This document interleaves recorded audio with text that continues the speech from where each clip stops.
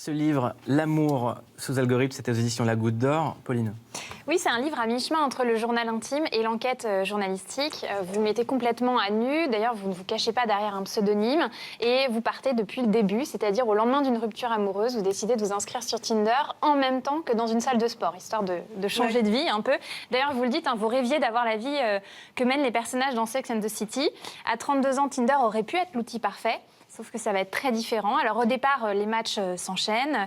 Il y a cette biographie que vous avez, donc c'est ce qui s'affiche sur le compte 5 étoiles sur Blablacar, donc c'est plutôt drôle. C'est le supermarché de la shop, vous l'assumez, jusqu'au jour où vous découvrez que Tinder, en fait, conditionne un peu vos rencontres. En fait, comment choisit-il les profils qui arrivent sur nos écrans? Qu'advient-il de nos échanges? Que fait-il de nos données personnelles? Et toutes ces questions, vous allez les poser aux créateurs de Tinder, à un mathématicien, à des chercheurs. Toutes ces personnes, pendant 2 ans, vont vous aider dans cette quête professionnelle, mais c'est aussi un peu une quête personnelle. Et grâce à vous, quand même, à la fin, déjà, on découvre le vrai visage de Tinder. Et puis surtout, on n'a plus jamais, mais alors vraiment plus jamais envie de matcher avec quelqu'un. Judith, vous êtes une journaliste indépendante. Vous écrivez pour le quotidien britannique The Guardian, Philosophie Magazine, Les Inrocks. Vous faites partie des Journalopes, c'est un collectif de femmes journalistes indépendantes qui s'entraident. Il y a une question qu'on se pose quand on lit L'amour sous algorithme. Est-ce qu'on peut calculer l'amour? Parce que quand on lit le livre, tout est calculé dans Tinder. C'est-à-dire que si l'application vous présente quelqu'un, il faut rappeler que Tinder, c'est une application qui vous permet de voir plusieurs profils, de dire j'aime, j'aime pas. Et si 2 personnes aiment en même temps, elles peuvent se parler. Est-ce que même ça, c'est calculé? Est-ce qu'il y a finalement, le hasard n'a pas disparu? Votre question, elle est hyper intéressante parce que c'est tout l'enjeu, je pense, de ces applications de rencontres. À partir de, jusqu'où on peut aller pour faire supprimer un certain hasard, en fait, en gros, pour expliquer. Du coup, ce que je découvre au cours de mon enquête, c'est le brevet de Tinder. Donc un brevet, c'est un document qu'une entreprise dépose pour qu'une invention soit sa propriété, qu'elle soit sienne. Ça ne veut pas forcément dire que c'est ce qui se passe aujourd'hui sur Tinder à l'instant où on parle. Mais du coup, quand on lit le brevet de Tinder, on voit à quel point c'est une machine sophistiquée et tellement aboutie, justement pour calculer qui nous sommes, pour nous évaluer, pour étudier notre comportement, notre écriture, même notre orthographe, le temps qu'on met à répondre, etc. Qui sommes-nous? Quelles sont les études que nous avons faites? Combien nous gagnons? Pour nous mettre en relation avec des gens qui sont censés correspondre à tous ces critères. Et du coup... C'est-à-dire que la belle et le clochard, ça n'existe pas sur Tinder? Je crains que non, Je crains que non, c'est pas possible. Ah, ça m'arrange pas, ça. Vous avez dans votre enquête, vous avez parlé avec le créateur de Tinder, qui vous dit « Ouh là là, moi, ce que j'ai dans mon bureau, c'est des faire-part de mariage, des faire-part de naissance, j'ai créé des bébés. » Est-ce qu'il y a des couples qui durent? Ils refusent toujours de communiquer sur le nombre de couples durables. Ces applications, c'est compliqué d'avoir ces données. Moi, en gros, ce que je veux dire, c'est pas impossible de rencontrer l'amour sur Tinder. Moi-même, je suis tombée amoureuse sur Tinder. Vous le racontez? Oui, je le raconte. Il y a 2 mecs en particulier, je raconte dans le livre. Le premier, je l'appelle Husky, parce qu'il a les yeux bleus, et le deuxième, Mirage, parce qu'il fait que disparaître plus je me rapproche. Et du coup, c'est pour... Mirage ou Husky? Il y a des chiens sur Tinder, je crois. Voilà, ça va trop vite pour moi, là. Du coup, c'est possible de trouver l'amour. En revanche, c'est possible de trouver plein d'autres choses aussi. C'est possible de devenir accro, c'est ce que j'explique dans le livre. Comment, au début, quand j'arrive sur Tinder, je kiffe, j'ai l'ego qui explose, il y a 1000 mecs qui veulent me rencontrer. Je me dis, waouh, en fait, ma vie, c'est génial, j'oublie tous mes complexes. Puis en fait, très vite, je déchante, parce que ces mêmes mecs, que si je réponds pas tout de suite, ils m'insultent, ou alors ils m'envoient des trucs sexuels obscènes, ou alors quand je les rencontre, c'est un calvaire. Bref, toute une panoplie de comportements plus ou moins reluisants. Et pourtant, je ne peux pas m'empêcher d'y retourner, parce que j'ai envie de retrouver le shot de narcissisme que je retrouve au début. Et j'y retourne. Et je parle avec de plus en plus de gens. À la fin, je suis complètement accro. Quand je demande mes données personnelles, je reçois 800 pages de conversations. Et là, vous découvrez une face sombre de vous. Ah ouais. Vous dites, en fait, c'est un moment incroyable dans le livre, c'est que vous dites, en relisant mes 800 conversations, j'ai eu peur de moi. C'est exactement ça, et c'est très bien dit. En fait, je reçois ce document à 14h un lundi après-midi, j'ouvre le PDF... Et vous l'avez demandé à Tinder, c'est-à-dire qu'on a le droit de leur demander? Alors du coup, à l'époque, je l'avais fait avec l'aide d'activistes et d'avocats, et après que j'ai demandé mes données personnelles, j'ai fait un article dans le Guardian qui a buzzé dans le monde, et du coup, il y a eu un bouton maintenant où on peut demander automatiquement ces données. Et du coup, quand moi je lis ce document PDF, c'est comme si je lisais la vie de quelqu'un d'autre, et je lis ma propre, quelque part, l'historique de mes conversations. Et oui, je découvre qui on croit être et qui on est, en fait. Et moi, j'avais le sentiment d'être une fille sympa, cordiale, respectueuse. Et en fait, je vois que j'ai les mêmes comportements que je dénigre, que parfois j'envoie 10 fois la même blague à 10 mecs différents. Parfois, j'ai besoin d'affection, je me sens seule, alors je suis toute sympa. Puis après, une fois que j'en ai marre, je réponds plus. Et je comprends que ce que je vais chercher, l'ego boost que je vais chercher, je le prends au détriment de quelqu'un d'autre, en fait, d'autres personnes. Je construis mon ego en arrachant un petit peu des petits bouts sur ceux des autres, quoi.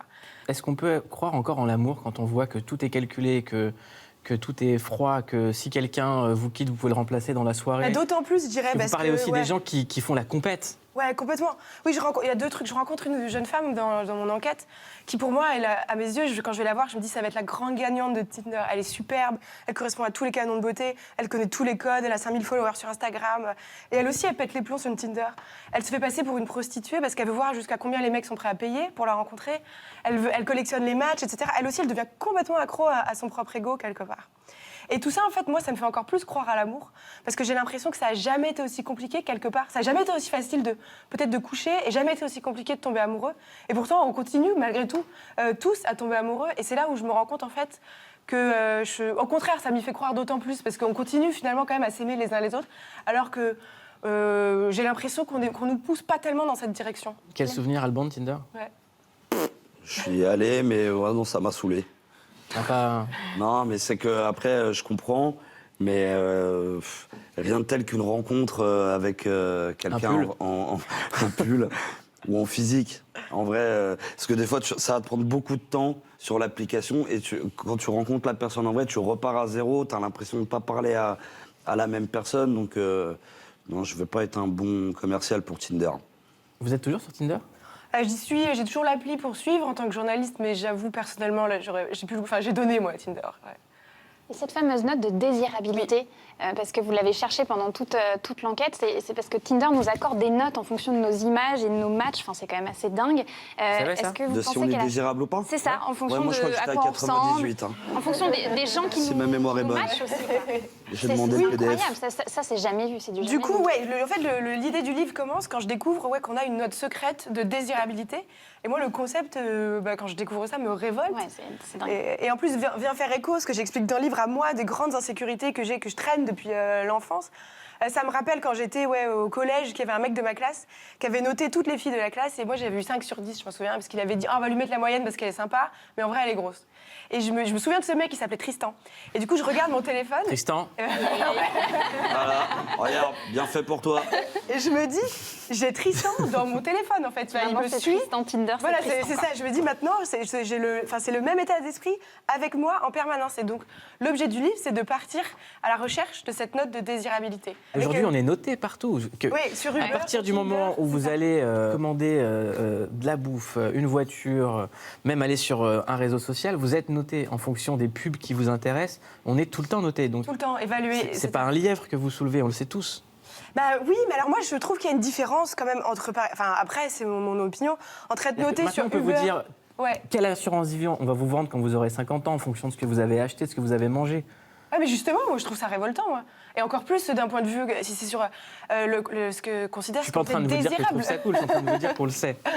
C'est comme si, aujourd'hui, donc Tinder, il y a énormément de couples aujourd'hui qui se rencontrent sur Tinder.